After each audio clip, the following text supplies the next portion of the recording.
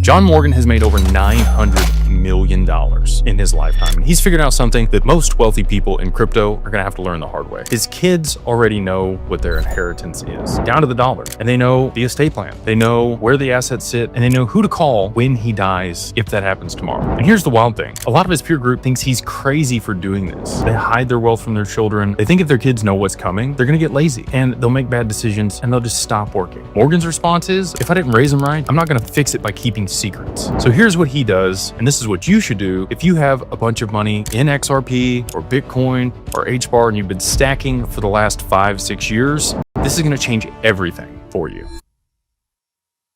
Most of you are sitting on assets. It could be generational wealth, and you've put zero plan in place for what happens when you're gone. And even worse, if you're still here, but your kids need access to it, they don't have a way to get it. So let's walk through the 5 things that Morgan's done with his wealth that crypto holders could be learning from and should probably implement immediately. Number 1, quarterly family meetings. This is a simple one, but it makes a huge difference. Morgan sits down with his entire family 4 times a year. And once a year, they have a really big meeting where he walks through the entire estate plan. Where does the money go?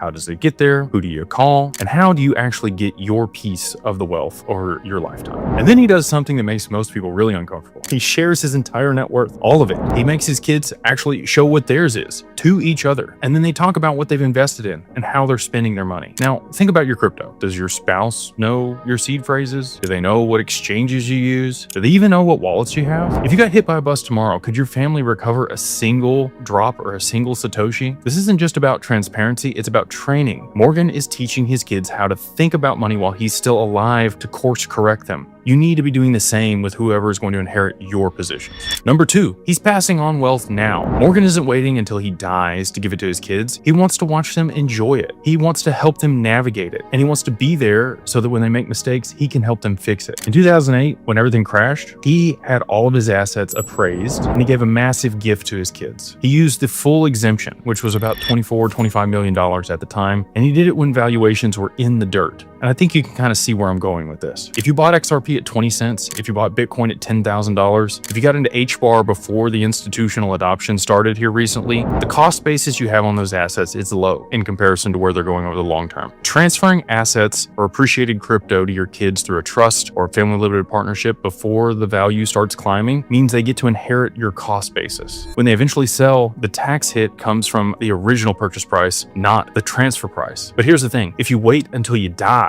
the estate tax calculation happens at the peak value. You're basically letting the government take a bigger cut because, well, you wanted to hold on to control. The way Morgan did this was he had built a software company and he gifted, 20% to each child and kept 20% for himself. And when they sold it for over $600 million to a large private conglomerate, his kids got their share. And he used his 20% to pay the taxes to cover those gifts. And they got it tax-free. You could do the same thing with your crypto. You could set up an entity, transfer the tokens in early when the valuation is still low, let the appreciation happen inside the structure, and when it moons, the gains belong to the trust or the limited partnership, and you don't have your transfer tax or the lifetime gift tax being affected when this happens. Number 3, prenups are non-negotiable. Every single one of Morgan's kids has a prenup, and the way he structured his estate, if you don't have a prenup, you don't get to participate, period. One lawyer told him that it was the most egregious document that they have ever read. And Morgan took that as a compliment. And here's why it matters for your crypto. Your XRP bag isn't like a house. It's not your retirement account. It's a bearer asset. And whoever controls the keys controls the coins. In a divorce situation, if your spouse knows the seed phrase, well,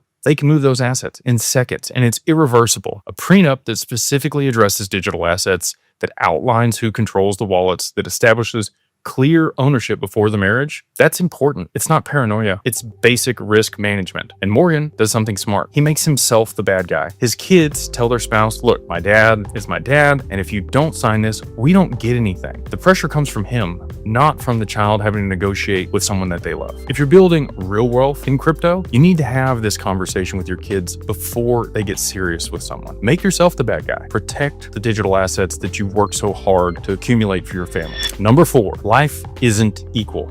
and it's not fair. Morgan explicitly tells his kids that they won't be treated equally. One of the children is 12 years older than the other. That kid has 12 more years of appreciation, and the money's already been passed on to them. The younger one will eventually catch up, but right now, those numbers aren't the same. They are very different. He does this publicly. He does it at the family meetings. Everyone sees what everyone else has. Why? Because if he dies and the kids find out that one got more than the other, and they don't understand why, they'll start fighting. Resentment will destroy the family's money faster than losing it to taxes or creditors or any of those other things could. Crypto makes this even more complicated. If you gave your oldest child, call it 1,000 XRP in 2020, and you're giving your youngest 1,000 XRP next year, those gifts would be completely different, not even close in value. Your oldest may have gotten it at 20 cents, and your youngest might be receiving it at $10,000 each. You need to have these conversations. Everybody needs to understand that equal isn't fair, and fair isn't equal. And they need to hear it from you while you're still alive to explain it. Number 5, the $100 million